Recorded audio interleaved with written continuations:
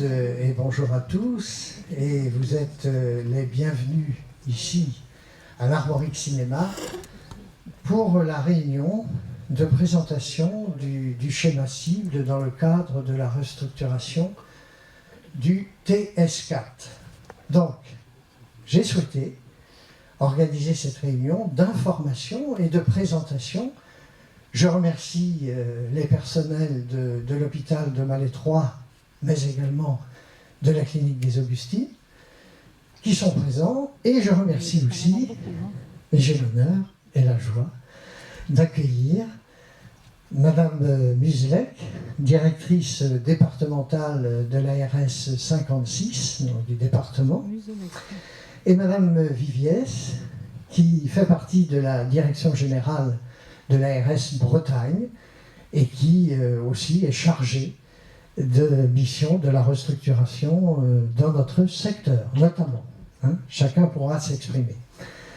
Alors, vous avez vu, je présente aussi, et je suis heureux d'accueillir Madame Mongin, qui est directrice de la clinique des Augustines. J'excuse Monsieur Philippe Couturier, qui est le directeur du CHBA de Vannes, qui est retenu par d'autres réunions. Et j'ai souhaité cette réunion, comme je vous le disais, parce que vous avez lu, vous avez entendu beaucoup de choses sur cette restructuration qui est très importante pour la santé pour les 3 à 4 années, même 5 années à venir sur notre secteur. Évidemment, vous avez la loi HPST, qui est Hôpital, Patient, Santé, Territoire, et est venue se greffer sur cette loi HPST les GHT. Alors, ce sont les groupements hospitaliers du territoire. Et parallèlement, nous avions en cours, depuis que nous avons été élus en 2014, nous avons connu le tout début de cette restructuration sur le secteur numéro 4, entre les hôpitaux de Josselin, de Ploërmel et de Malétroit. Alors, vous avez lu aussi que Malétroit a beaucoup travaillé sur le schéma cible avec d'excellentes relations avec l'ARS, Bretagne et départementale, et Malétroit accepte ce schéma cible. Malétroit accepte et est aujourd'hui dans le GHT, le groupement hospitalier du territoire. Cependant, il y a une petite variante en ce qui concerne la direction commune. Et c'est ce que nous allons vous expliquer aujourd'hui. C'est-à-dire que la direction générale de Rennes, de l'ARS, M. Olivier de Cadeville, qui est le préfet de région de santé, accepte que Malétroit prenne un petit peu plus de temps pour entrer dans la direction commune et sera nommé directeur par intérim M. Couturier du CHBA de Vannes, qui nommera un directeur délégué qui aura comme mission la gestion de l'établissement, donc total, aussi bien sur le plan humain que sur le plan financier, sur le plan des transferts de lits aussi, qui seront lissés tout au long de la mise en place de ce schéma cible. Et ensuite, quand tout ce travail sera fait, ça va demander peut-être 1 an et demi, 2 ans, on verra, suivant les temps, parce qu'il faut financer aussi les travaux à côté, et la mise en place et les changements de transfert de lits, aussi bien vers l'extérieur que vers l'intérieur, vers l'hôpital. Eh bien, nous rejoindrons ensuite la direction commune. Nous n'avons jamais dit que nous étions contre, mais il faut un certain temps pour pouvoir le faire. Donc, si vous voulez, ça ne changera pas grand-chose. Malétroit va garder son indépendance le temps du déroulement total du schéma cible, et nous nous dirigerons progressivement vers cette direction commune. Alors, voilà un petit peu les grandes lignes. Je vais laisser le soin maintenant à Madame Muslek notre directrice départementale, de vous présenter globalement ce schéma. Et ensuite, si vous avez des questions, eh bien, vous n'hésiterez pas, il y a des micros sans fil et nos spécialistes de l'ARS, Bretagne et départementale, se feront un plaisir d'y répondre. Merci. Bonjour à toutes et à tous. Donc, avant de vous présenter le schéma dans ses grands principes, je voulais tout d'abord noter la dynamique de ce projet. Donc, longue de 2 ans de travail entre les professionnels, les directions d'établissement, les élus, et puis également les représentants de l'ARS que je représente aujourd'hui en tant que directrice départementale, mais également du conseil départemental, puisqu'ils sont également partie prenante et financeurs de ce projet. Donc c'est une dynamique qu'on a voulu, non pas pour mener une recomposition uniquement pour la mener, ce n'était pas notre intérêt. Notre intérêt sur cette recomposition de l'offre entre les établissements de Pleuhermel, de Josselin et de Malétroit avait pour ambition de moderniser les établissements, de redonner également une dynamique médicale, de façon à ce que ce territoire soit aussi attractif, puisqu'il y a des résidents, il y a des patients, mais il faut aussi attirer des professionnels de santé, et je crois que, monsieur le maire, vous savez de quoi je parle. Donc, pour en revenir au schéma cible, aujourd'hui, nous avons 3 communes et 4 établissements, puisque nous avons 3 établissements publics sur les communes de Pleuhermel, Josselin et de Malétroit, et nous avons l'établissement des Augustines également sur la commune de Malétroit. Tout ce travail s'est mené en étroite collaboration, et nous sommes arrivés sur la commune de Malétroit à un schéma cible qui a pour objectif de renforcer l'offre et la prise en charge en direction des personnes âgées, alors qu'elles soient dépendantes ou qu'elles soient Alzheimer et apparentées. Donc, comme incidence, vous avez en effet le SSR qui est transféré de l'hôpital de Malétroit vers l'hôpital de Pleuhermel en tant qu'établissement public, mais vous ne perdez pas toute l'offre puisque la clinique des Augustines bénéficie aussi de ce type d'offre dans son établissement. Donc quand je parle de SSR, c'est vrai que ce sont nos abréviations d'institutionnels, et je ne sais pas si ça vous parle à tous. Alors ce sont les soins de suite et de réadaptation, les anciennes maisons de repos et de convalescence, donc qui sont aujourd'hui des centres dans lesquels on va en termes de réadaptation. La suite du projet cible pour Malétroit, c'est également donc un renforcement de l'offre médico-sociale. Alors quand je dis médico-social, c'est le statut de ces services. Donc ce sont des établissements qui assurent la prise en charge des personnes dépendantes et Alzheimer, comme je vous le disais.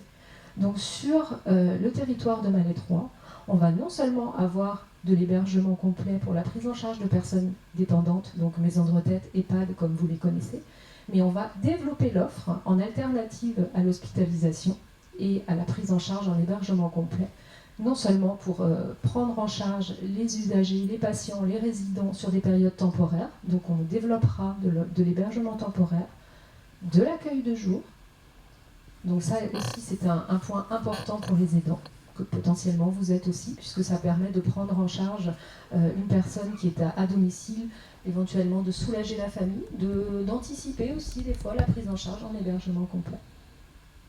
On aura également une offre renforcée pour la prise en charge de personnes Alzheimer et on aura des travaux en lien entre la clinique et l'hôpital. Donc il ne faut pas voir ce projet, alors moi je dirais recomposition plutôt que restructuration, parce que c'est vrai que la restructuration, on y voit toujours l'effet un peu négatif, voilà, c'est une perte de quelque chose et on n'y gagne pas grand-chose. Alors que dans le cadre de cette recomposition, il faut vraiment voir que c'est du gagnant-gagnant pour tous les territoires, pour toutes les communes, pour tous les établissements. Donc voilà comment se dessine l'offre sur Malétroit. Bien évidemment, le SIAD qui intervenait déjà auparavant continuera à intervenir. Alors, j'ai parlé du SSR qui quittait le territoire de Malétroit pour rejoindre l'établissement de Pleuhermel. On a agi de la sorte de façon à renforcer la prise en charge sur un seul territoire, en tout cas en termes d'offres publiques, puisque ce n'est uniquement que le SSR qui était rattaché à l'hôpital qui quittent le territoire de Malétroit pour aller à Pleuhermel. Comme je vous le disais tout à l'heure, celui de la clinique des Augustines est bien évidemment maintenu. Et ça, on l'a appliqué de façon à avoir un renforcement de l'offre aussi sur le territoire, une meilleure expertise médicale, puisque aujourd'hui, il ne faut pas croire, il n'y a pas dans le monde libéral qu'on a des difficultés à attirer des professionnels pour venir sur les territoires. On le rencontre aussi, ces difficultés, à l'hôpital.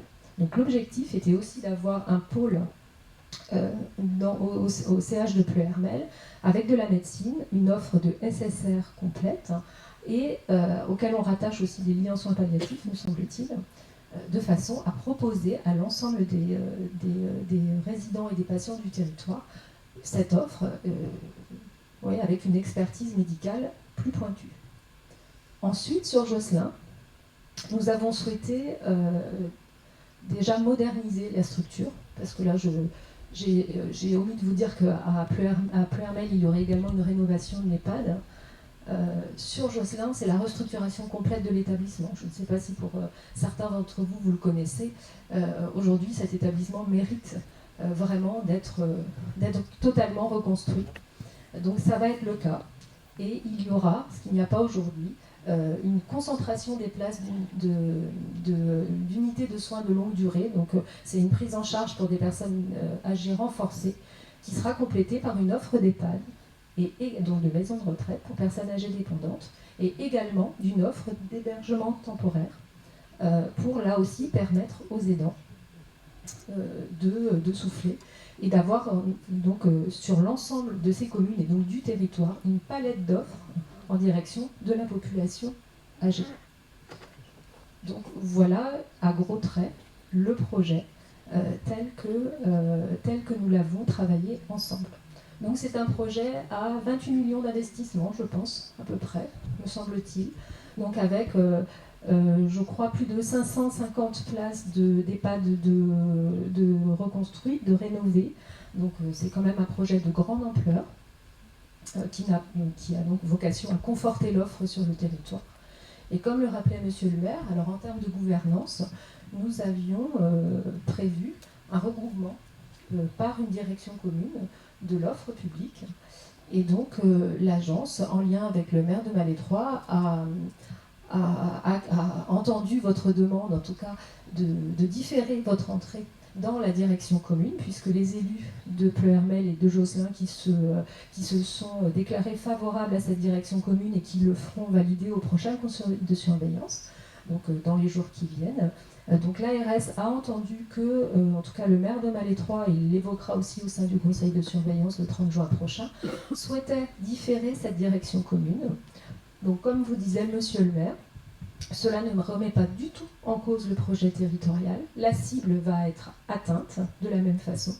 L'objectif est que justement le projet continue à avancer. Et c'est pour ça que nous avons souhaité que ce soit Philippe Couturier, le directeur du CHBA, qui assurera la direction de ces établissements demain, et à terme, enfin je dis demain pour Pleuhermel et pour Josselin, que ce soit aussi lui qui assure la direction par intérim de l'hôpital de Malétroit qui redeviendra autonome, de façon justement à garder l'unité du projet et que ce projet continue à avancer. Et pour chacun des sites, il y aura bien évidemment un directeur délégué de site qui s'assurera de l'avancée des projets sur chacun des sites, qu'ils soient en direction commune ou pas. Sur Pleuhermel, là, je vais prendre la défense de Pleuhermel de la part de certains docteurs, demander un IRM. Parce que l'urgence, vous le savez comme moi, c'est le cœur, c'est les AVC, des choses comme ça. Alors les AVC, je ne suis pas médecin, mais il y a deux sortes d'AVC. Il y a l'AVC coagulant et l'AVC saignant. Et les professionnels de santé ne peuvent distinguer un ou l'autre que par un IRM. Il a été demandé un IRM à Pleuhermel. Et, bouche cousue, l'ARS ne répond toujours pas. Alors, est-ce que vous voulez purement et simplement éliminer Pleuhermel, ou alors continuer avec un service efficace, de qualité, efficace, de proximité et d'accessibilité? Merci. Alors, j'entends bien toutes ces questions qui sont importantes.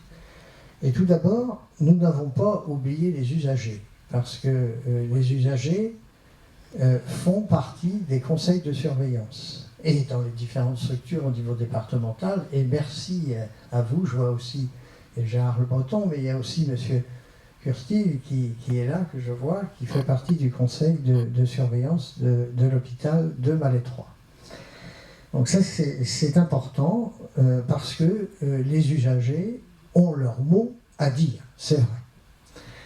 Mais il ne faut pas tout confondre. C'est-à-dire que le GHT, et ça je reprécise bien les choses, je sais que c'est pas facile. Le GHT, Malétroit fait bien partie du GHT, n'est-ce pas? On a signé. Au 1er juillet 2016, nous sommes entrés dans le GHT, dans le groupement hospitalier du territoire.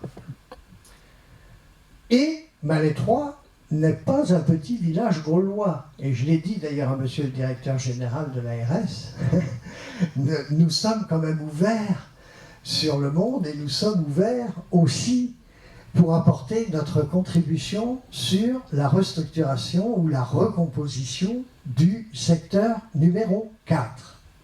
Mais pas n'importe comment et pas à n'importe quel prix. C'est-à-dire, si vous voulez, je respecte la position de Josselin et de Pleuhermel. J'ai toujours respecté, chacun fait ce qu'il veut. Hein. Vous savez, mon collègue maire de Pleuhermel, il fait ce qu'il veut, celui de Josselin, il fait ce qu'il veut, mais qu'on respecte la nôtre. Nous avons connu des restructurations déjà dans le passé, en 2002-2003. Et je peux vous dire que chez moi, c'est ancré. C'est ancré parce qu'il y a des enjeux énormes dans les années à venir. L'avenir de l'hôpital de Malétroit se dessine aujourd'hui, se décide aujourd'hui pour les 4 à 5 ans à venir. Nous respectons le schéma cible, nous y contribuons aussi et nous faisons partie du GHT. Maintenant, monsieur le directeur général de l'ARS, monsieur Olivier de Cadeville, a bien compris ma demande. Nous ne refusons pas d'entrer en direction commune. Et nous ne voulons surtout pas remettre en cause ce schéma cible qui a été travaillé, préparé par des techniciens spécialisés de l'ARS et des hôpitaux de santé. Il est là sur papier. Maintenant, il va falloir le déployer sur peut-être 1 an et demi, 2 ans. Tenez, je vais vous donner un exemple. Et pourquoi j'ai insisté pour que Malétroit garde un petit peu son indépendance pour le moment. Parce que il y a une circulaire qui est sortie du CHBA de Vannes, il n'y a pas très longtemps, dans tous les établissements hospitaliers de Pleuhermel, de Josselin et de Malétroit, un vendredi soir, comme par hasard. C'était pour nous mettre en pleine forme pour le week-end. Qui annonçait brutalement le départ de 30 lits du SLD pour la fin du mois de juin de l'hôpital de Malétroit. Évidemment que ça fait partie du schéma cible. On le sait. Ils doivent partir, ces lits. Mais ils ne vont pas partir du jour au lendemain comme ça. Il ne faut surtout pas le faire. Parce qu'avant de faire partir les lits, il faut déjà prévoir des travaux au sein de l'hôpital. Et Mme Muselet et Mme Viviez vont être d'accord avec moi. Il faut déjà faire des modifications au niveau des chambres pour accepter des lits d'EHPAD. Parce que nous allons prendre des lits d'EHPAD. Nous allons recevoir des lits d'EHPAD de Josselin. Mais il faut que les chambres soient aux normes et il faut des pièces communes. Donc tout cela doit être budgétisé au centime près, si je puis dire. Il doit y avoir des architectes qui doivent être missionnés et il doit y avoir un calendrier de travaux. Ça ne va pas se faire sur un claquement de doigts. Et ça, nous n'en sommes pas encore là. Donc vous comprenez pourquoi je demande tout simplement une sécurité supplémentaire pour Malétroit, pour les usagers, pour le personnel de l'hôpital, mais également pour la ville, puisque nous tenons à notre hôpital à Malétroit. Alors vous allez me dire, ça se fera, j'ai jamais dit le contraire. Mais moi je suis, vous savez, comme saint Thomas. Hein. J'aime bien voir ce qui va se passer et je souhaite que tout cela se déroule bien. Il n'y a pas de raison que ça ne va pas bien se dérouler. J'ai confiance en l'ARS Bretagne. Nous avons d'excellentes relations de travail. Ça se passe très bien. L'ARS a compris mes interrogations, mes questions, en quelque sorte, hein, et Monsieur le directeur général comprend très bien que nous avons besoin d'un petit peu plus de temps, mais ça ne changera rien. Nous nous dirigeons, comme je l'ai dit tout à l'heure, vers une direction commune. C'est-à-dire qu'il y a deux choses. Il y a ce GHT d'un côté et il y a la direction commune de l'autre. Et la direction commune, ça a été un souhait, vous l'avez dit, hein, Madame Muzelec, de l'ARS Bretagne, mais ce n'est pas obligatoire. La loi n'oblige pas d'entrer en direction commune dans le cadre d'un GHT. Mais nous nous dirigeons, c'est sûr, vers une direction commune, quand tout le schéma cible sera déployé à Malétroit et mis en place pour tout le personnel. Alors, sachez une chose, pour le personnel de l'hôpital qui est dans cette salle, ça ne changera absolument rien à votre statut. Au contraire, vous n'avez rien à perdre dans ce qui est proposé pour vous aujourd'hui. Ça ne peut que renforcer les choses. Juste compléter, Monsieur Le Breton, je pense que concernant les usagers, nous travaillons suffisamment et nous avons suffisamment travaillé ensemble pendant les 5 précédentes années de conférences de territoire pour savoir que les usagers sont au cœur de mes préoccupations. Et un deuxième point, c'est que, alors je me suis sûrement mal exprimée, mais sur le CH de Pleuhermel, il n'est absolument pas prévu de fermer quoi que ce soit. Ni la médecine, ni les urgences. Aujourd'hui, vous le savez, il y a un travail avec les urgences de Vannes, là aussi, pour apporter une complémentarité, parce que comme je vous le disais tout à l'heure, on a du mal à trouver des médecins sur les territoires ruraux en monde libéral, mais on a aussi du mal à trouver des médecins pour l'hôpital. Et pour être attractif, il faut coopérer, il faut mutualiser, et il faut avoir davantage d'expertise. Et en tout cas, sur l'hôpital de Pleuhermel, on transfère du SSR pour y apporter de l'expertise. On rénove le médico-social, mais bien évidemment qu'on maintient l'offre d'urgence et de médecine qui existe déjà. Concrète, Bruno, tu parles donc de l'accueil de lits d'EHPAD de Josselin qui vont venir sur Malétroit. Concrètement, ces lits d'EHPAD, ils vont donc se situer à l'étage où était le SSR. Voilà, il faudra de toute façon, parce que l'hôpital va être transformé, en ce sens que l'UCC, l'unité cognitivo-comportementale, l'UCC, qui sera portée par la clinique des Augustines et sera mis à l'intérieur de l'hôpital. Donc voilà, hein, Madame Mongin pourra nous en dire un petit mot tout à l'heure, et l'ARS, Madame Viviès. Donc ce sont des chambres qui vont vraisemblablement se situer au rez-de-chaussée. Bon. Mais attendez, rien n'est encore vraiment défini. Mais il faut absolument que cette UCC soit installée avant le 1er janvier 2018. Vous voyez, ça va aller vite. Bon. Maintenant, nous allons, donc, si vous voulez, dans ce lissage, on ne va pas parler de perdre et gagner, etc., puisque c'est un schéma. Donc, hein, c'est un schéma qui a été travaillé. Mais maintenant, dans le lissage des lits, c'est-à-dire que nous avons 23 lits de SSR, c'est-à-dire soins de suite et réadaptation, qui sont partis sur Pleuhermel. Maintenant, il y a 30 lits du SLD qui vont aussi partir progressivement.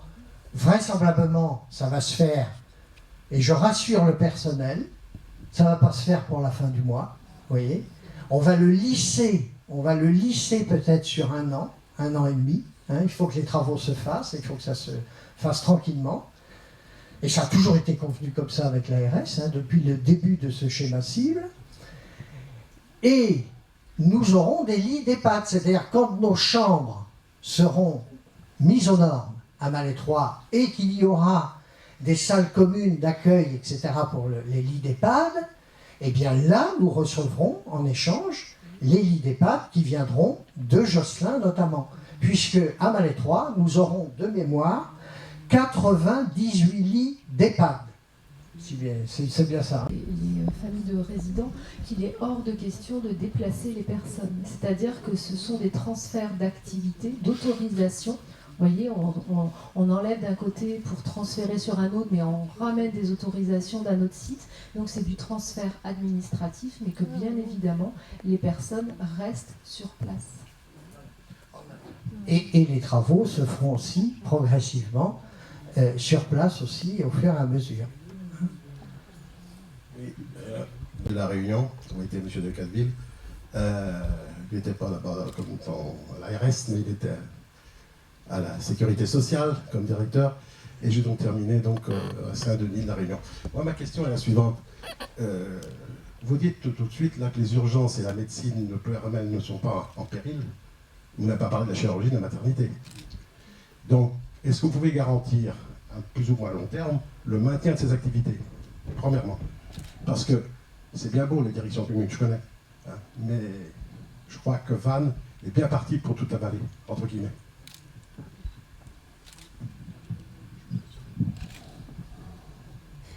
Aujourd'hui, et à ce stade, nous sommes en train de travailler le PRS et il n'est pas prévu, comme je le disais à M. Le Breton, de fermeture de services à Pleuhermel, que ce soit sur les urgences, sur la maternité, sur la médecine, sur la chirurgie, puisqu'aujourd'hui, dans le cadre de la direction commune qui existe, enfin qui va exister, mais qui est également assurée par intérim par M. Couturier aujourd'hui, il y a un travail entre les équipes de Vannes et de Pleuhermel pour justement permettre de conforter les activités sur le site de Pleuhermel, et en tout cas dans ce schéma cible-là, et également dans le PRS, il n'est pas prévu de changement de structuration des activités à l'heure actuelle sur le site de Pleuhermel.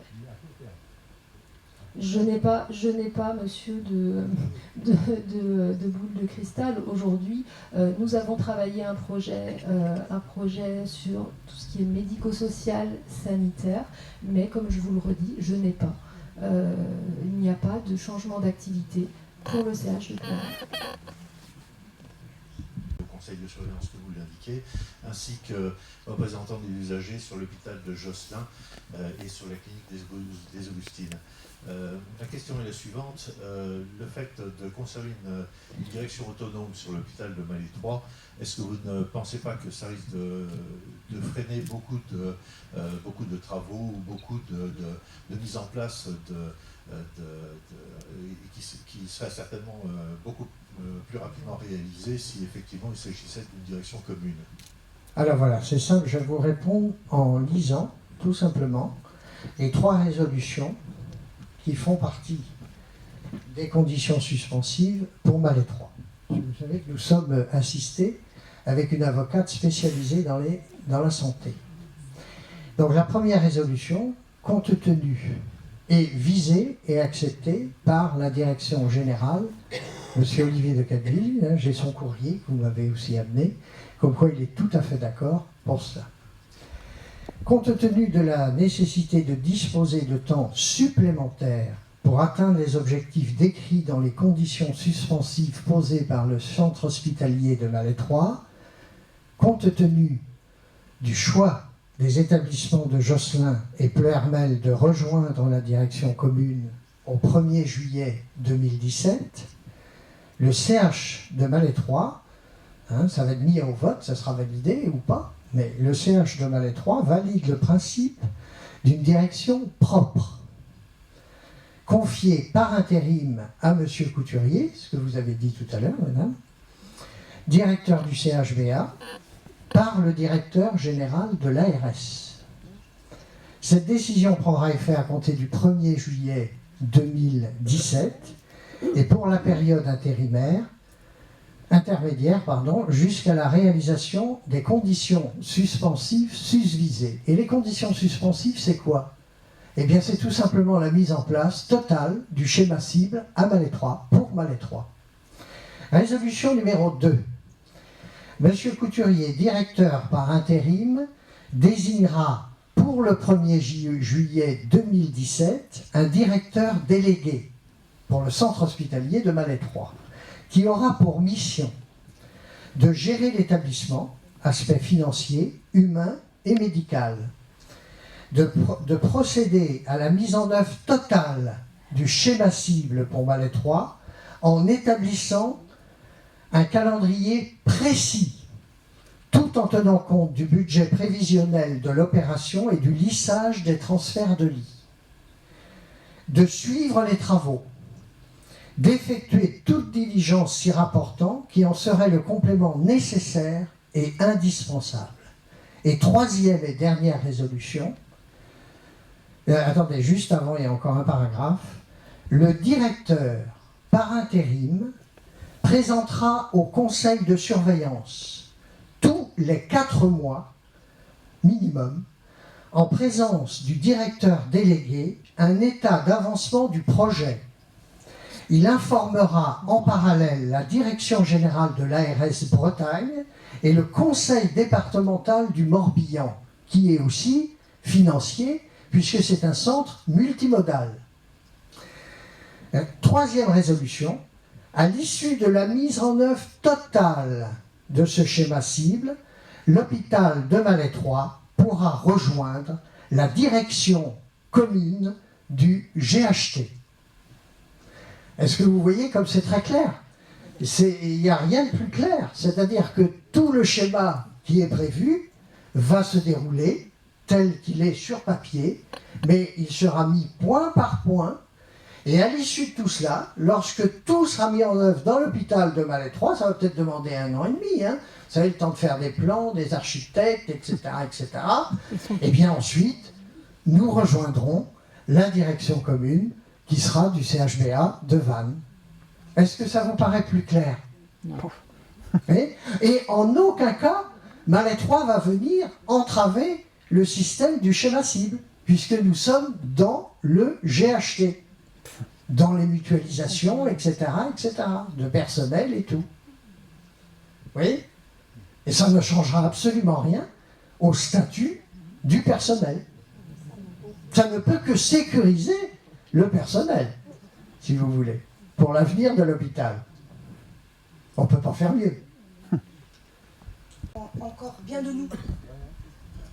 D'autre part, de fonctionner en autonomie, au niveau financier, au CH de Malais 3, ça va augmenter les coûts, forcément, selon moi. Merci de votre réponse. D'abord, on voudra toujours de nous. La preuve, c'est qu'on voudrait déjà que nous y soyons. Donc, Malais 3 est quelque part indispensable dans ce schéma. Et d'ailleurs, j'en ai parlé longuement, puisque j'ai été reçu pendant 2 heures avec monsieur le directeur général dans vos services à Rennes, monsieur le préfet de région de la santé, puisque monsieur Olivier de Cadeville, c'est le préfet de région de la santé. Et il n'y a aucun souci pour intégrer la direction commune. Vous pouvez peut-être le confirmer, madame Viviès. Nous dirigeons vers une direction commune. On ne nous refusera pas, à moins qu'on refuse dès maintenant. Non, je crois que vos remarques, elles ont raison d'être. Dans la mesure où M. Giquelot, dans ce schéma de recomposition, fait preuve d'une vigilance extrêmement louable et souhaite garder quelque part la main, voilà, sur le déroulé des opérations, tout en étant persuadé, comme l'ensemble des élus du Nord Morbihan, que l'immobilisme n'est jamais gagnant et qu'il faut donner aux établissements à travers un projet et au personnel à travers justement cette vision des perspectives. Voilà.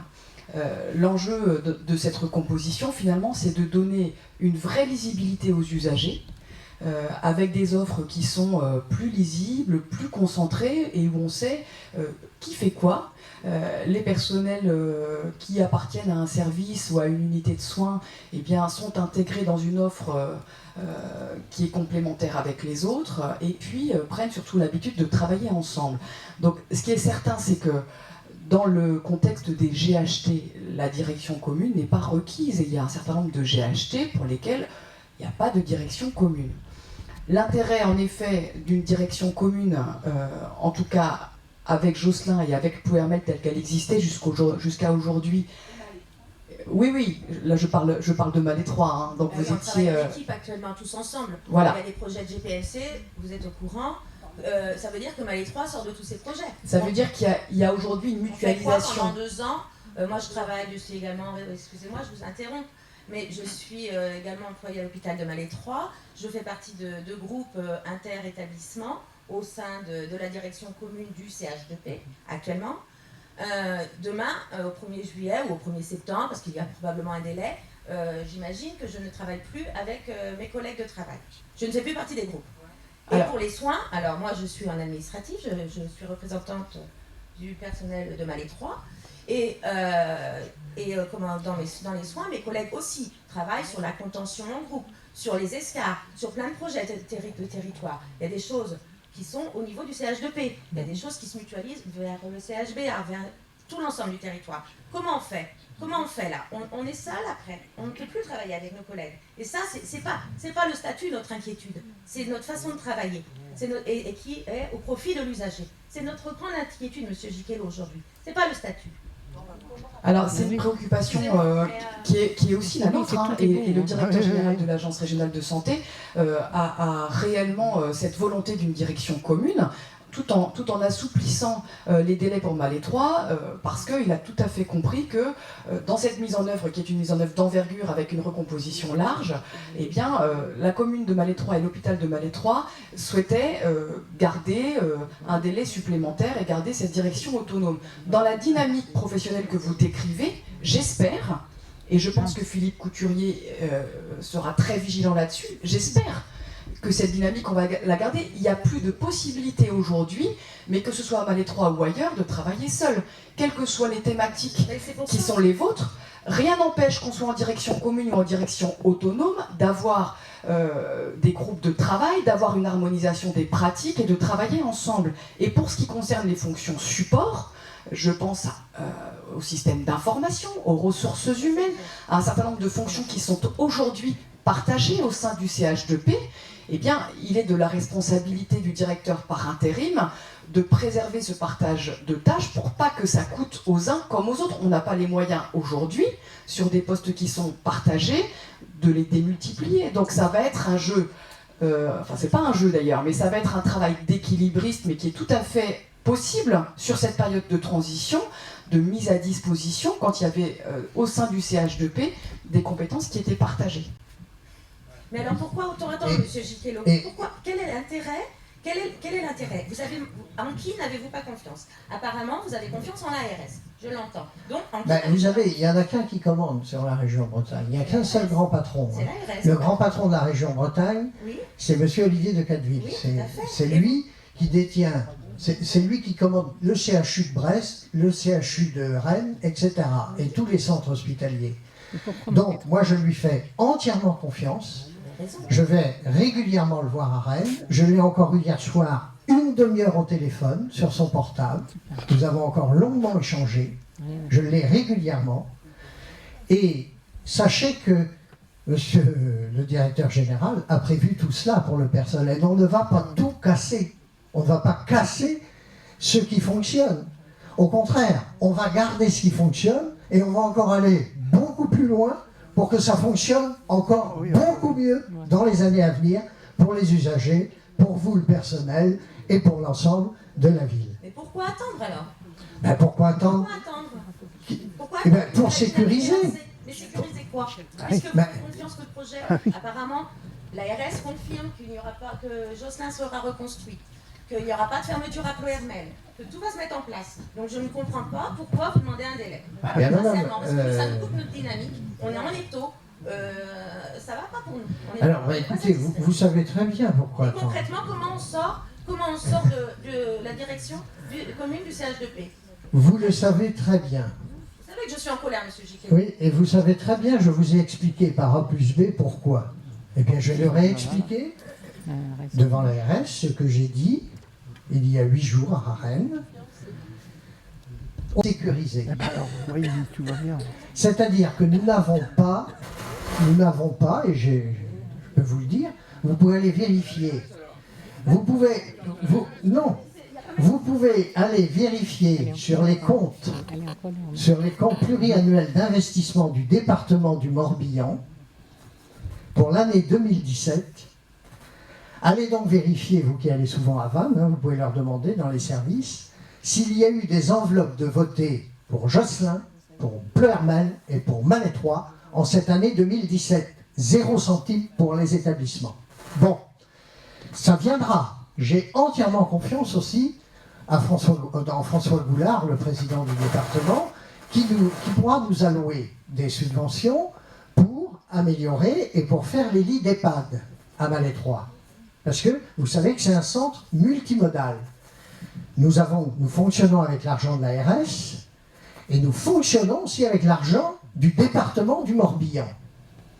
Donc, M. Curtil, qui est présent dans la salle et qui était présent au conseil de surveillance de l'année dernière, a eu confirmation par une conseillère départementale du Morbihan, qui était présente devant l'ARS aussi, et qui a confirmé mes propos, comme quoi il n'y avait aucune enveloppe dans le plan pluriannuel d'investissement pour 2017.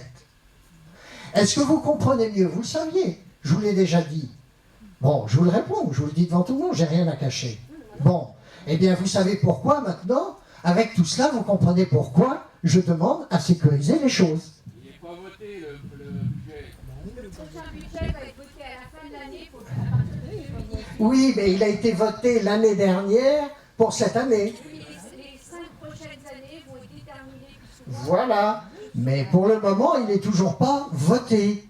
Et pour le moment, tant que ce n'est pas voté, tant que moi on ne me fait pas voir, vous allez avoir tant de millions pour Malétroit. D'ailleurs, je tiens à remercier au passage, pour son efficacité, l'ARS Bretagne, qui nous a alloué l'année dernière, en fin de campagne, 400 000 € qui sont actuellement sur le compte de l'hôpital de Malétroit pour faire les travaux. Pas vrai, madame?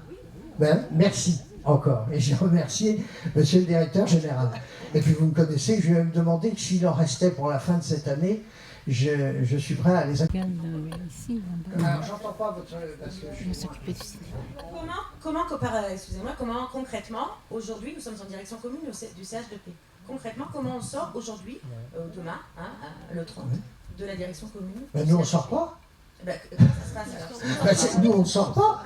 C'est Josselin et Pleurmel qui ont décidé de sortir. Ben, écoutez, ils sortent. Moi, je respecte. Vous savez, à Malétroit, on a une devise. On respecte les idées de chacun, qu'on respecte les nôtres. Vous voyez, rapidement possible, ben, c'est son choix qu'il y aille. Donc il n'y a plus de CH2P. Mon confrère de Josselin, c'est pareil. On casse les conventions. C'est-à-dire qu'il n'y a plus de CH2P puisqu'il va être cassé de fait, puisque donc il faut que chacun il y a une signe direction. les conventions. C'est bien ça. Comment? Chacun doit être d'accord entre Josselin, Pleurmel et Malétroit de signer les conventions pour sortir ou pas? Non, pas du tout. On a abordé toutes ces questions techniques avec nos avocats et avec l'ARS. Il n'y a aucun souci. Pleurmel casse le CH2P avec Josselin en allant directement en direction commune. Nous restons en direction intérimaire le temps du déroulement total du schéma cible et ensuite nous passerons en direction commune. Ça se fait en toute simplicité. S'il vous plaît. Bonjour. Sonia Gauthier, je suis représentante du personnel de l'hôpital de Malétroit. Il y avait plusieurs points sur lesquels je voulais revenir, puisqu'il y a aussi des Malétroiens qui sont ici. Je voudrais quand même, j'en parle directement. Depuis 2 mois, en fait, on a des articles récurrents dans les journaux où vous parlez en notre nom, en fait, et ça nous pose question. Donc, je voulais quand même en parler à tout le monde, dire que l'anxiété qui est générée par tous ces articles, c'est générée aussi par tous les articles de journaux que vous avez fait par la presse. Hein. Je voulai aussi faire un petit éclaircissement sur... vous avez aussi dit qu'il y a des gens qui pleurent à l'hôpital de Malétroit tellement c'est angoissant la situation. Mais la situation qui est angoissante, hein, c'est un petit peu provoqué par tout ça aussi. C'est aussi provoqué par le départ du SSR, c'est vrai, sur Pleurmel, où des agents sont partis, ont été mutés. Hein, c'est vrai que tout le monde n'avait pas choisi de partir... Enfin, c'était pas vraiment un choix que le service ferme. Donc ça, c'est vrai que vous en êtes pas trop préoccupés et c'est dommage parce que pourtant vous nous choyez. Hein, après, depuis 2 mois, là, on se sent choyé quand même par les municipalités. Donc du coup, c'est vrai que quand le service a fermé, il y a des agents qui sortaient de l'hôpital en pleurant parce que voilà, elles quittaient leurs collègues. C'est normal, hein, quand il y en a qui travaillent depuis 15, 20, 30 ans dans un service, c'est assez difficile à entendre. Donc ça, je voulais que les gens l'entendent aussi. Hein. Voilà. Alors ensuite, par rapport à la direction autonome que vous avez annoncée en disant que vous vouliez enfin, c'était pas vous, vous disiez que l'établissement souhaite sortir de la direction commune, souhaite être en direction autonome. Donc ça nous a posé question, on en a parlé l'autre fois quand on s'est rencontrés là au mois de juin. Après, on n'a pas senti que vous avez répondu à toutes mes questions, donc c'est dommage. Là encore, je pense que toutes les questions... Posez vos questions, dites, moi j'ai rien à cacher, allez-y, posez vos questions. Si j'ai les réponses, je vais vous répondre. Hein. Voilà. Alors, la première question, c'est pourquoi est-ce que les choses sont abordées aujourd'hui, là, au mois de mai, pourquoi depuis 2 mois on aborde ces questions-là et non pas avant? Puisque du coup, cette direction... Je sais que j'avais entendu au conseil de surveillance, puisque je fais partie du conseil de surveillance, j'avais entendu que vous n'étiez pas favorable à la direction commune. Mais c'est vrai que c'est quelque chose dont on n'a jamais discuté en conseil de surveillance. Bon. Donc vous êtes le président, c'est dommage. Après, j'avais une autre question, parce que finalement, là aujourd'hui, vous avez un petit peu changé votre discours. Hein. Depuis 2 mois, ça a évolué. Donc après, ça nous arrange un petit peu aussi, parce que on voulait que les choses évoluent de notre côté aussi, puisque c'est vrai que c'est des choses assez angoissantes qui nous inquiètent tous les jours. Hein. Tous les jours, nous aussi, on est inquiets de notre devenir. Et puis, du coup, Oui, je vous écoute. Oui, et moi je voulais dire, enfin, moi, c'est l'avenir aussi. Vous dites comme ça que ça ne changera rien pour l'hôpital, mais au niveau de la prise en charge des résidents, ça changera forcément quelque chose aussi. C'est ça ma question aussi. Qu'est-ce que ça va changer? Pourquoi ça changerait? Au niveau du budget, je veux dire aussi. Non, ne vous inquiétez pas, le budget de l'hôpital de Malais-3 est très bon. Les postes mutualisés, comme disait ma consoeur, c'est ça aussi, les conventions, les formations. Tout ça, ça a un impact quand même, puisqu'on fait des formations avec Pluermel, Josselin, donc tout ça, ça aura un impact. Mais attendez, là vous mélangez tout. Vous mélangez tout, permettez-moi de vous dire, vous mélangez tout. Les formations, ça sera dans le cadre du GHT. Non, je mélange pas tout, monsieur Giquelot, non, je mélange pas tout. Non, toutes les formations ne sont pas au niveau du GHT. Ça fait la formation continue est effectivement fait partie de la GHT. D'accord. Ah ben voilà. Mais il y a d'autres formations. Si on prend que les formations du GHT, merci. Ça ne suffira pas. On fait des formations ciblées par établissement pour le personnel de l'EHPAD. La formation du GHT, c'est pas... Il y a un superviseur et mais vous continuerez, puisque... Alors attendez, là vous cherchez vraiment des complications. C'est la qualité de vie au travail que l'on cherche, monsieur Gilles. Oui, mais vous cherchez vraiment des complications. On va vers ça aujourd'hui. Non, on va vers la qualité de vie au travail. C'est un grand thème que déploie aussi l'ARS. On veut travailler là-dessus. On ne peut pas, là. Aujourd'hui, certainement, qualité de vie travail, on ne peut pas. Bon, alors, attendez. D'abord, je réponds point par point. Je n'ai jamais été dire dans un journal, ni quoi que ce soit, que le personnel pleurait. D'abord, je ne le sais pas. Moi, je ne suis pas tous les jours dans les couloirs de l'hôpital. Vous l'avez dit au conseil municipal. Au conseil municipal, vous l'avez... Je l'écoutais sur... Que vous pleuriez tous les jours. Que des gens si vous pleurez, c'est qu'il y a un problème. Ah oui.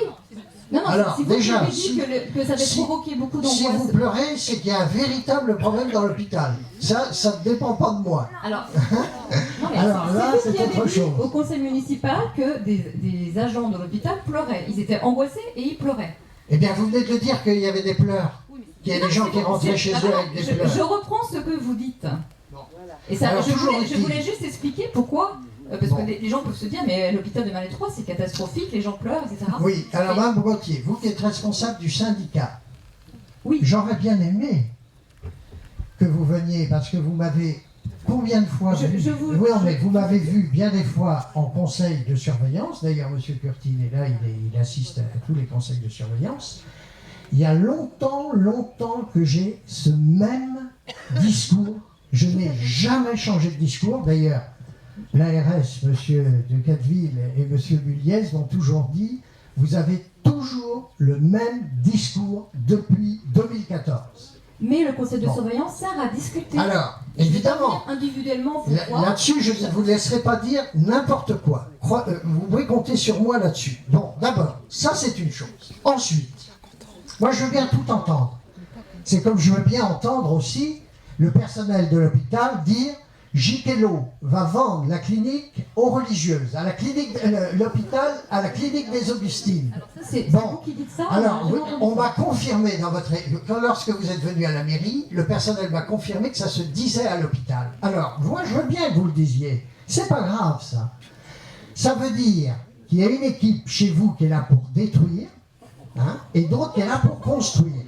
C'est-à-dire qu'il y a une équipe qui est ouverte, parce que je peux vous dire aussi que j'ai du personnel de chez vous qui vient dans mon bureau ou qui me voit dans la rue et qui me disent « Merci, monsieur le maire, merci, vous avez compris, c'est pas simple dans notre hôpital, parce que c'est divisé. » C'est divisé. Je l'apprends, je m'excuse, je l'apprends, je ne savais pas. Alors remarquez, vous direz diviser pour mieux régner, c'est plus facile.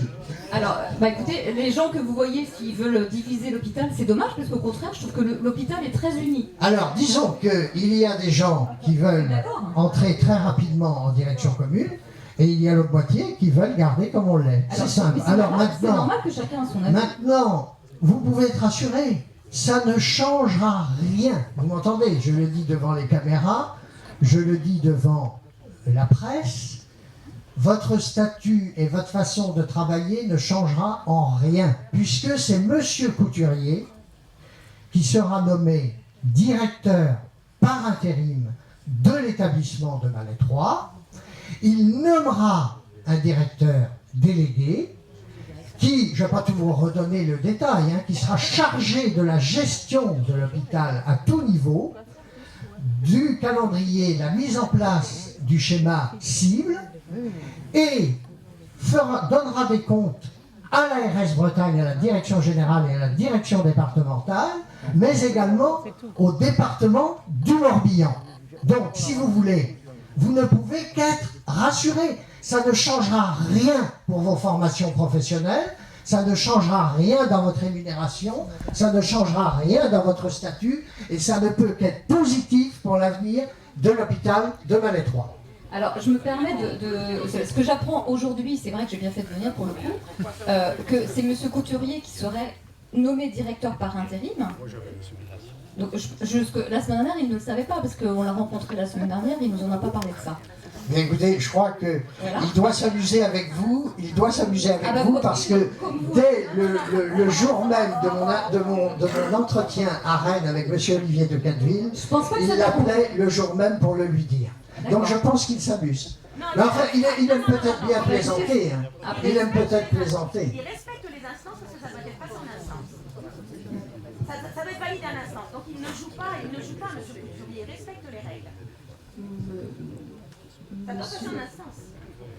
Donc par rapport aux travaux qui ont continué à se mener, puisque les discussions, bien évidemment, ont porté sur les dernières semaines, voire les derniers jours, et Olivier de Catteville, en tant que directeur général de l'agence, a bien évidemment informé très récemment M. Couturier de cette proposition, et il vous en fera sûrement état lors du prochain conseil de surveillance qu'il a accepté. Qu'est-ce que finalement la question du directeur, de la direction autonome ne se pose plus, puisque c'est M. Couturier qui pourrait être directeur intérimaire. Finalement, ça change peu de choses, à part que M. Couturier nommerait un directeur. C'est ça, c'est ce que j'ai compris. Si on passait en direction, si on était d'accord avec la direction de sortir du CH2P, c'est ça. Parce que si on est d'accord de sortir du CH2P, ce qui pour l'instant, il faut que ça passe en instance dans l'établissement dans l'hôpital de Malais 3 et d'ailleurs dans les 5 établissements du territoire. Non. D'ailleurs, ce n'est que consultatif. Oui, c'est que... Si la ville de Malais 3 décide que ça se passera comme ça, ça se passera comme ça. Hein. Pourquoi la ville de Malais 3 C'est consultatif, les conseils de surveillance. Donc c'est déjà fait. Hein. Vous pouvez vous dire, c'est déjà fait avec la Donc du coup, Pourquoi faire un conseil de surveillance parce qu'on n'a pas Jean-Paul. Ah bah non, mais à quoi ça résonne? C'est déjà fait. C'est déjà fait. J'entends bien vos questions. Docteur Lembelembe, je ne parle pas en tant que médecin de la clinique, je parle en tant qu'élu en charge de la santé. Là, on arrive au terme d'un processus et on vous présente les résultats. Mais au départ, les choses n'étaient pas comme ça. L'ARS nous a présenté un schéma cible. Au départ, il y avait peut-être 6 scénarios pour savoir où on envoyait quoi. Ceux qui sont venus à la mairie l'autre jour ont compris les explications. On a fait plusieurs réunions. Quand vous dites que M. Bujikelo ne s'en occupe qu'à maintenant, mais non, c'est depuis 2014. Vous aviez d'ailleurs vu M. Le Cadville venir avec Mme Villès visiter les établissements de Malétroit. Et à l'époque, c'était M. Latinier qui était directeur. Les réunions, les discussions, nous avions déjà commencé avant que M. Couturier arrive. Et c'était avec M. Latinier qu'on discutait sur le schéma cible, sur ce qu'on allait faire. Au départ, le BDSSR, dans un schéma qui était présenté, n'était même pas prévu pour Alain Pleurmel, il est proposé pour Jocelyn. Donc on ne va pas refaire l'histoire. D'accord? Et il ne faut pas non plus trop simplifier les choses et les résumer. Nous n'avons aucun intérêt, en tant qu'élus, à casser l'hôpital de Malétroit. Enfin, réfléchissez. On n'a aucun intérêt. Nous avons par contre ce qu'on appelle une obligation de réserve. Nous respectons les tutelles, l'ARS, nous respectons les autres élus des autres villes. Les discussions qu'on a pu avoir souffraient qu'on ne vous les mette pas sur la place publique.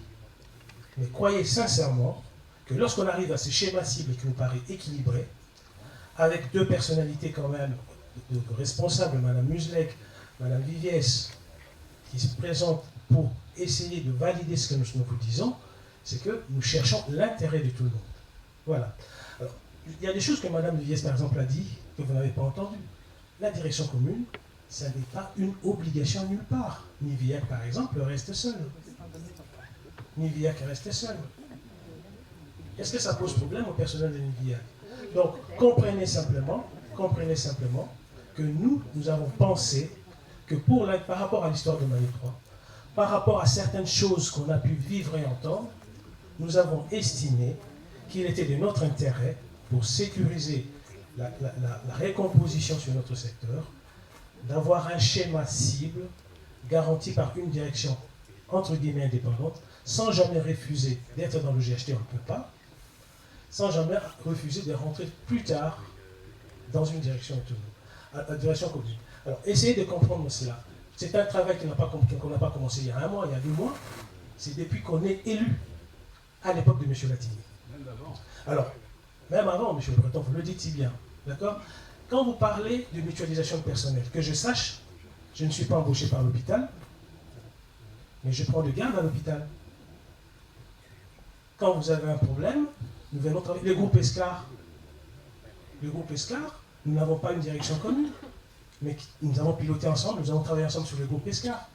Donc je crois que je comprends très bien qu'il puisse y avoir des interrogations, elles sont légitimes, mais comprenez aussi que nous ne pouvons pas tout étaler, toutes les discussions, que c'est un processus qui a été long.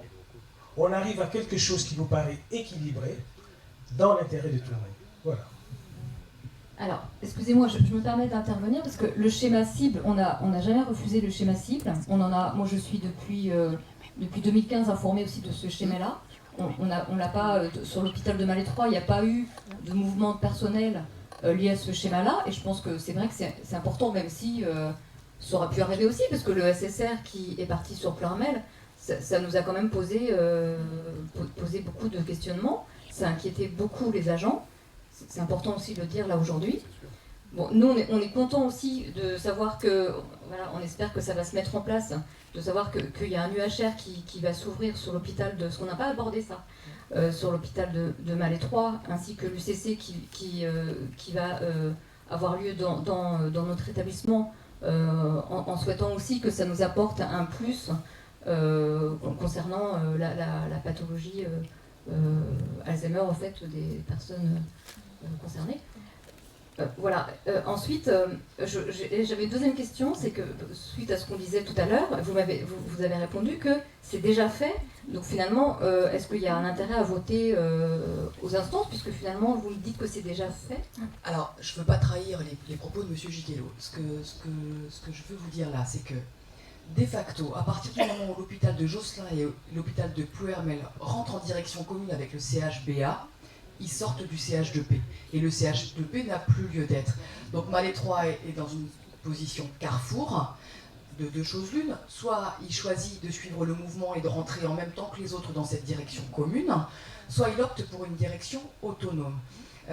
C'est vrai qu'on est dans un contexte un petit peu complexe puisqu'on est au cœur de la recomposition actuellement. Les 15 derniers jours, vous avez vu les premiers mouvements de cette recomposition se faire. Donc la posture qui a été adoptée par M. Giquelot en tant que président du conseil de surveillance, c'est de dire, bah, écoutez, si l'agence régionale de santé m'y autorise, et en tant que représentant de l'ARS, on n'est jamais dans une position, ou en tout cas on essaie de ne pas être dans une position autoritariste, si l'agence m'y autorise, je préférerais que pour l'hôpital de Malétroit, on soit dans une direction autonome transitoire pour permettre à cette recomposition d'aboutir avant de rentrer dans la direction commune avec le CHBA. Évidemment, quand M. Couturier est choisi comme directeur par intérim de cette direction autonome, vous imaginez bien que c'est dans une volonté de cohérence de l'agence, puisqu'il y aura finalement la même tête de pont, que ce soit pour les établissements en direction commune ou l'hôpital de Malétroit. Donc ça, finalement, ça vous assure de toute la cohérence possible et pour permettre finalement qu'il y ait une continuité, non seulement dans la dynamique du projet de recomposition, mais aussi dans l'accompagnement des personnels, dans les mutualisations et dans la dynamique métier qui est mise en œuvre. Donc je pense vraiment qu'on est dans... Enfin, là, on se concentre un petit peu sur les points qui sont un petit peu bloquants dans cette recomposition, ou en tout cas ceux qui suscitent des interrogations.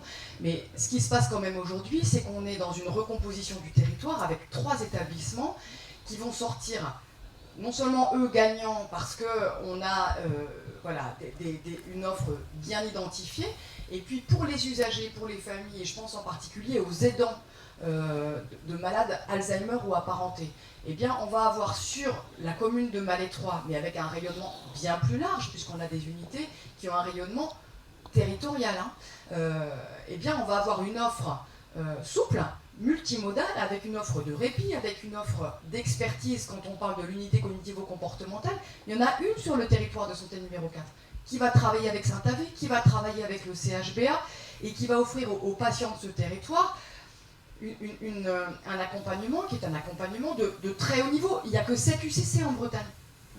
7 UCC en Bretagne. Donc il y en a une à Malétroit.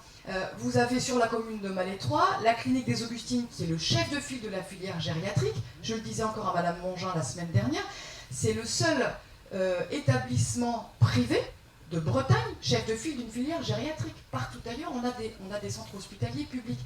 Donc c'est vous dire combien finalement l'expertise qui est portée par la commune de Malétroit en matière de personnes âgées de maladie d'Alzheimer, elle est reconnue et elle va se développer. Voilà. Et en tout cas, l'Agence régionale de santé, et les résolutions le précisent, l'Agence régionale de santé ne considère absolument pas que cette direction autonome soit quelque chose de longue durée.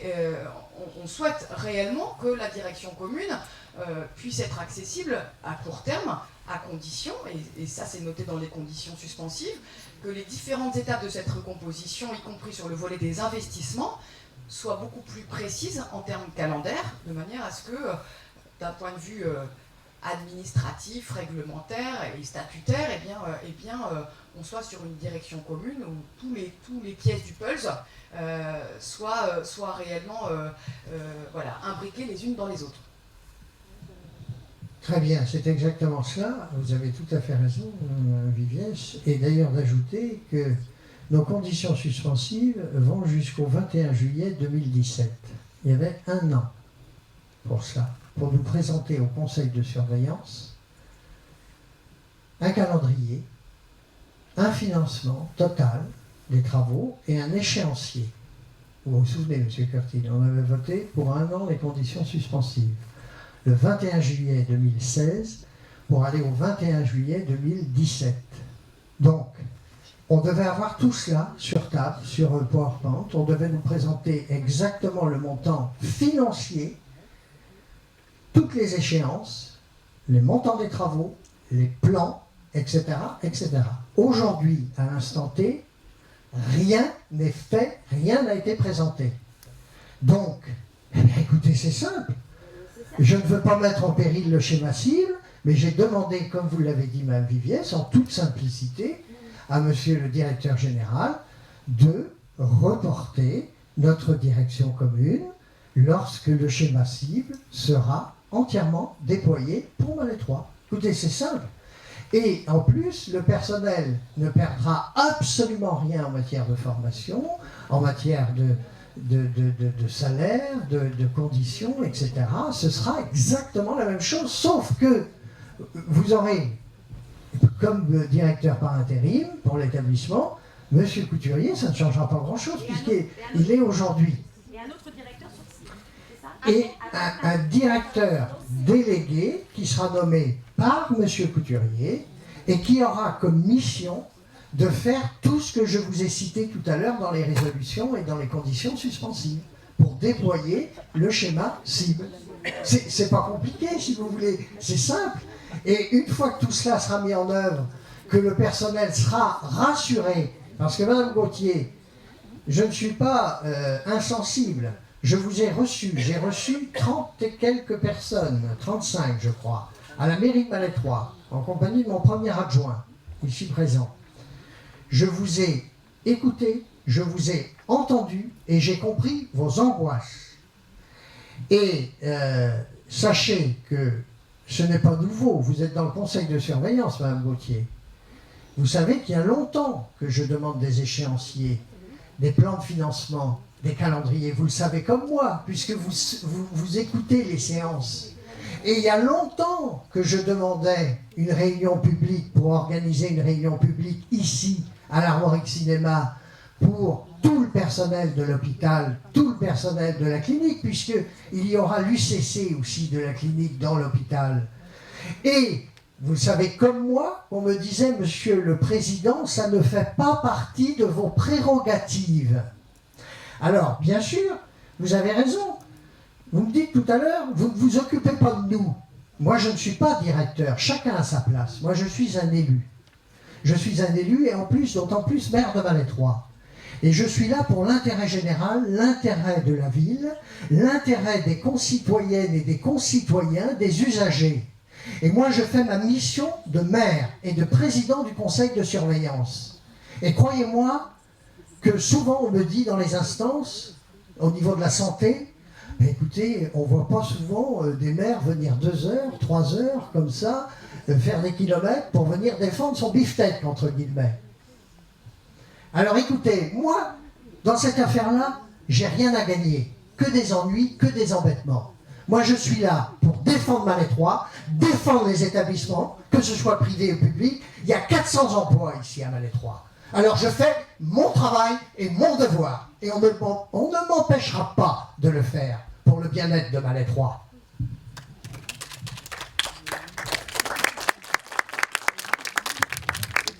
Monsieur le maire, bonjour, je suis Armelle Angouette. Bonjour mesdames les représentantes de l'ARS.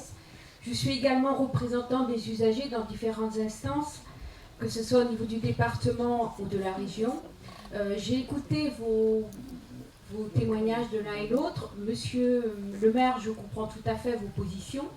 Par contre, c'est vrai que de ne pas vouloir rentrer dans le train de marche avec les autres hôpitaux, d'avoir cette gouvernance commune me pose quand même question et m'interpelle énormément, car ça peut également aussi être un frein de ne pas vouloir rentrer dans une gouvernance commune pour des financements, que ce soit au niveau du département ou de l'ARS.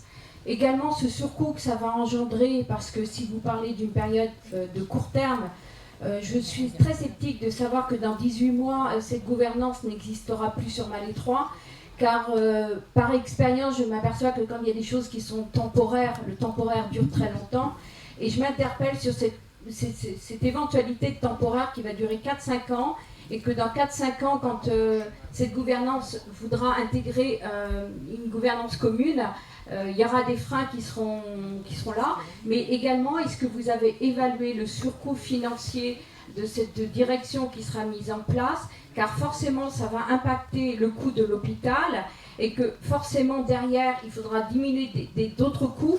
Est-ce que ça ne sera pas au détriment des usagers? Car moi je suis très vigilante que le personnel qui travaille dans des conditions de stress, d'angoisse, malmène les usagers et que des usagers... Ah bah si, forcément, monsieur, des professionnels qui sont stressés, angoissés, et je le comprends tout à fait, forcément il y a une répercussion sur la prise en charge des personnes qui sont hospitalisées, prises en charge par effet je dirais, c'est normal, c'est humain. Donc moi ça me pose quand même question et ça m'interpelle en tant qu'usager, que vous soyez élu, effectivement vous défendez le travail de cet hôpital, oui, mais ce qu'il ne faut pas perdre de vue, c'est l'usager au cœur des dispositifs et que ne pas vouloir entrer dans une direction commune comme c'est prévu à l'heure actuelle me pose énormément de questions. Voilà, je vais laisser la parole, il faut bien qu'il travaille un peu, hein, mon premier adjoint à la santé et à la sécurité. Merci. Merci madame pour votre question. Mais il y a déjà un directeur à l'hôpital, M. Paris. Vous allez en nommer un autre. Donc, je crois qu'il faut qu'on libère quand même nos invités de l'ARS. Encore une fois, comprenez bien qu'en tant qu'élu, ce serait quand même extraordinaire qu'on prenne délibérément, ce que je le disais tout à l'heure, des décisions qui nuisent et à la clinique des Augustines et à l'hôpital local. D'accord ? En matière d'attractivité pour les praticiens, vous savez que, je répète, hein, ça paraît anodin, nous prenons de garde à l'hôpital. Nous assurons des gardes à l'hôpital. Quand on a dit qu'il fallait que l'USLD parte, mais le médecin de l'USLD, c'est un médecin de la clinique. Quand on dit que le SSR doit partir, le médecin de SSR, c'est un médecin de la clinique. Donc la question de mutualisation de moyens, nous le savons. D'accord ? Alors, je vous en conjure, faites-nous confiance. Si le directeur de l'ARS, qui est quand même quelqu'un qui a été déjà, qui a de la bouteille, hein, si il avait pensé que ce n'était pas, qu'il s'était déplacé, je crois qu'il nous l'aurait bien fait sentir. Et avant de prendre cette décision, avant d'aller dans ce schéma-là, la mairie a pris une avocate spécialiste de la santé. Ça n'a pas été fait sur un coin de table comme ça, en décidant, bon tiens les élus, on va faire le petit village gaulois, machin, etc., astérisque breton, etc. Nous avons pris une avocate qui nous a expliqué les tenets de l'application, et après nous-mêmes, par rapport au fil des réunions, depuis M. Latinier, je le répète, on a vu comment les choses s'est déroulées, et bien peut-être qu'on est trop prudent, pardonnez-nous d'être trop prudent, pour sécuriser justement l'hôpital local. Voilà. Je pense que vous avez beaucoup d'autres questions, mais quoi, je pense que poliment, il est temps qu'on libère aussi nos invités. Vous n'avez pas répondu du tout à ma question. Non, mais je comprends, madame, mais je vous dis, en termes de coût, alors je vous répète, madame Viviers avait répondu déjà à cette question. Le GHT, c'est la mutualisation des systèmes d'information, des formations et du personnel, la mutualisation des ressources. Ça, c'est le GHT. Ça n'a rien à voir avec la gouvernance commune. Ça n'a rien à voir. Monsieur Paris n'est pas à temps plein au jour d'aujourd'hui. Non, on va avoir la chance Peu d'avoir importe, madame, mais je vous dis que le GHT, madame Viviers l'a dit, ça se fait ailleurs, il n'y a pas besoin d'avoir une gouvernance commune. Non, mais je vous... Donc, non, mais je réponds à votre question. Non, vous ne m'avez pas si... répondu, monsieur. Mais... Je vous demande l'évaluation de votre dispositif que vous voulez mettre en place, le surcoût que ça allait engendrer. Est-ce qu'il a été évalué? C'est tout. Je vous demande pas si c'est... On demandera à monsieur Couturier. Parce que, voilà... Et puis, une direction qui va être beaucoup plus présente sur l'hôpital, je la conçois tout à fait importante. Mais ça n'empêche pas que vous allez quand même avoir un surcoût administratif. Est-ce qu'il a été évalué? C'est tout. Juste à vous dire que nous n'allons pas répondre en lieu et place de Philippe Couturier, puisque comme je vous le disais tout à l'heure, l'annonce est assez récente, mais bien évidemment que l'établissement a un budget qu'il faudra respecter. Et nous allons travailler, et Philippe Couturier va aussi être missionné, bien évidemment, pour être dans le respect de ce budget. Donc ces points-là seront travaillés dans les semaines à venir.